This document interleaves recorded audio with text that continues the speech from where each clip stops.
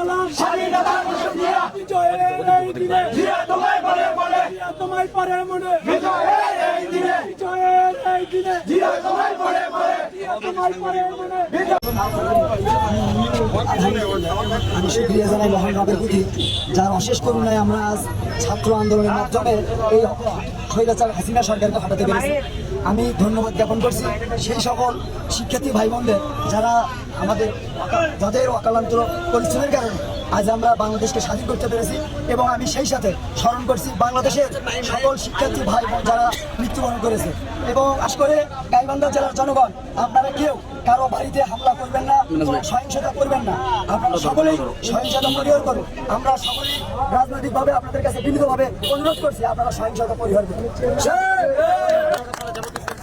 বাংলাদেশে আসলে সাংবাদিকদের গলা চেপে ধরা হয়েছিল। যদি সরকারের মতো কথা বলেছে, সরকারের মতো কথা বলেছে, সে আসলে সেই বিষয়টা কথা রয়েছে। আর সরকারের বিপরীতে বা সরকারের কোনো মানে বিভিন্ন বিষয়গুলো যখন মানে অকারেন্স তুলে ধরার জন্য সাংবাদিক গিয়েছে, তখন সাংবাদিককে হেনস্থা করা হয়েছে।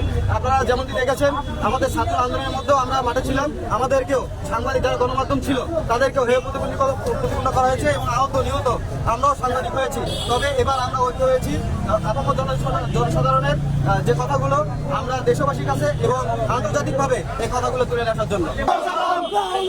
সালাম স্বাধীনতার ঘোষণা বিজয়ের এই দিনে জিয়া তোমায় বলে বলে জিয়া তোমায় পারে মনে বিজয়ের এই দিনে বিজয়ের এই দিনে জিয়া তোমায় বলে বলে জিয়া তোমায় পারে মনে